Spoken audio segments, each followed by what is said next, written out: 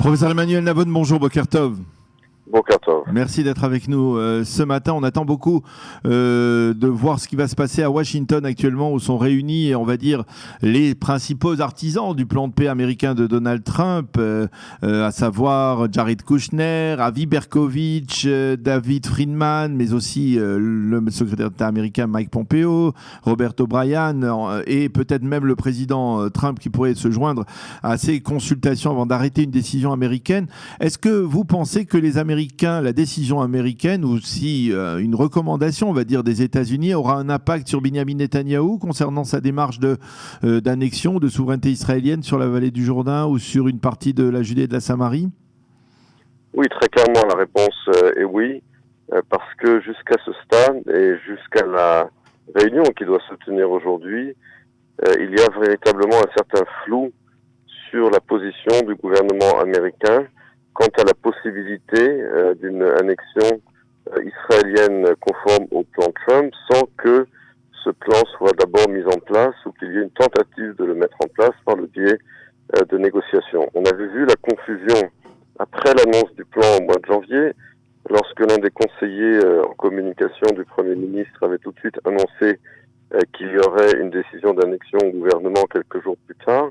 Immédiatement, Jared Kushner a mis un stop en disant pas question. Ensuite, il y avait d'autres versions qui venaient de l'ambassadeur américain en Israël, David Friedman. Et cette confusion existe toujours. À savoir, est-ce que si le gouvernement israélien décide d'avancer avec une procédure d'annexion en l'absence de négociation, quelle sera la position américaine? On ne le sait toujours pas. Et je pense que cette décision, cette réunion aujourd'hui, en ce sens, est la bienvenue. Et alors, il y a toutes sortes de rumeurs qui circulent. Est-ce que vous avez le sentiment que les Américains aujourd'hui ont ouvert effectivement une sorte de canal de discussion privilégié avec les responsables du parti bleu-blanc afin justement, on va dire, d'atténuer une démarche trop militante de Binyamin Netanyahou? Alors, ça dépend de qui on parle au sein de l'administration américaine. Encore une fois, on le sait, il y a des divisions qui sont représentées par d'un côté Jared Kushner et de l'autre côté David Friedman. Il est clair que du point de vue de Jared Kushner, lui, il a désigné un plan d'ensemble qui est destiné essentiellement, il faut bien le comprendre, à renforcer les relations entre les États-Unis, Israël, les pays du Golfe et l'Arabie Saoudite. Le dossier palestinien dans le plan Kushner est plutôt annexe. Ce n'est pas l'essentiel des intentions de Kushner. Et lui ne veut pas d'une annexion immédiate sans qu'il y ait une entente globale avec les pays sunnites modérés. Et donc, effectivement, lui est en contact avec Bleu et Blanc pour essayer d'atténuer les velléités de Netanyahou. Donc, il est clair que l'équation est complexe dans la mesure où il y a, comme je l'ai dit, cette confusion au sein du gouvernement américain et puis le manque d'unité au sein du gouvernement israélien, un gouvernement à deux têtes avec de véritables désaccords sur la question de l'annexion. Alors, donc il y a effectivement des divergences de vues, mais quelle est l'atmosphère, on va dire, aux États-Unis? Est-ce que vous avez le sentiment que l'administration Trump, dans la conjoncture actuelle, peut véritablement prendre une décision alors que le président américain Donald Trump est dans une passe assez difficile? On voit qu'il y a les républicains ici ces derniers jours qui se mobilisent en faveur de l'annexion. Est-ce que vous pensez qu'il peut y avoir des pressions qui peuvent pousser l'administration Trump au contraire à aller de l'avant, à donner satisfaction à Binyamin Netanyahou, peut-être les évangélistes? Qu'en est-il à votre avis? C'est clair que ce sont les évangélistes qui sont les plus favorables et les plus à même de faire pression sur Trump sur cette question et que les évangélistes sont importants pour la réélection de Trump. Mais les évangélistes ne sont pas les seuls qui comptent pour cette réélection de Trump. La double base électorale de Trump, c'est effectivement les évangélistes, mais aussi, sinon surtout, les cols bleus du Midwest et des classes moyennes qui l'ont porté au pouvoir. Or, ces classes moyennes, elles ne revoteront pour lui que si la situation économique s'améliore. Or, cette situation économique, pour l'instant, ne cesse de s'aggraver. Et aujourd'hui, un Trump qui fait face aux conséquences économiques graves du Covid-19, un Trump qui fait face aux manifestations violentes qui se sont sont certes calmées ces derniers jours, mais qui ont enflammé les États-Unis. Et un Trump qui fait face à sa réélection, il faut bien comprendre que cette question de l'annexion israélienne n'est pas sa priorité à ce stade, même si, effectivement, il y a la pression des évangélistes, qui, comme je l'ai dit, font partie de sa base électorale, mais ça n'est pas sa priorité à ce stade. Ça n'est pas sa priorité à ce stade. Du côté il y a les Américains, il y a l'opposition, on va dire, très modérée du monde arabe. Comment vous réagissez ? Est-ce que vous pensez que, comme l'ont affirmé certains quotidiens israéliens ces derniers jours, que l'ensemble du monde arabe, d'une certaine manière, va réagir pour, on va dire, pour la façade, critiquer la décision de Binyamin Netanyahou, d'annexer une partie au moins de la Judée et de la Samarie, mais que finalement, au fond, il y a d'autres intérêts communs qui vont empêcher, on va dire, un embrasement régional ? Ce qui est clair, c'est qu'il y a une grosse différence entre ce que disent les dirigeants arabes de façon officielle et ce qu'ils pensent réellement en coulisses. Cela est vrai des pays du Golfe, cela est vrai de l'Arabie Saoudite, cela est vrai de la Jordanie, cela est vrai de l'Égypte. Pour les pays du Golfe, pour les Jordaniens, pour les Saoudiens et pour Al-Sisi, cette annexion ne les intéresse pas. Le sort du conflit israélo-palestinien les intéresse très peu personnellement. Ce qui les intéresse avant tout, c'est la coopération avec Israël et avec les États-Unis contre l'impérialisme iranien. Sur la forme, effectivement, de façon officielle, ils sont obligés de dire quelque chose. Parce qu'ils ont quand même, évidemment, ce qu'on appelle la rue arabe. Ils ont des opinions publiques. Donc, bien sûr qu'ils vont dire quelque chose. Mais dans leur fond intérieur, ça n'est pas leur priorité. Donc, il faut bien distinguer entre les déclarations officielles de ces dirigeants et ce qu'ils pensent véritablement de ces sujets. Même la rue palestinienne, on a l'impression, je le disais à l'instant dans le journal, il y a un sondage qui dit que 60% de la population palestinienne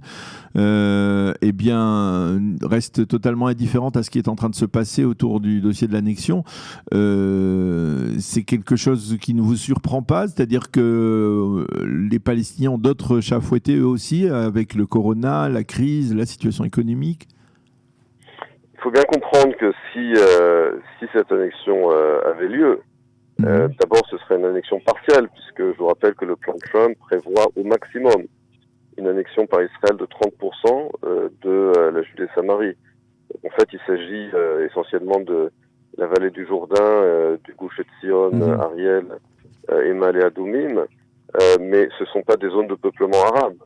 Par conséquent, cela ne changera pas le statut des Palestiniens qui vivent sous le régime de l'autorité palestinienne. Donc, il s'agit de ce qu'on appelle la zone C.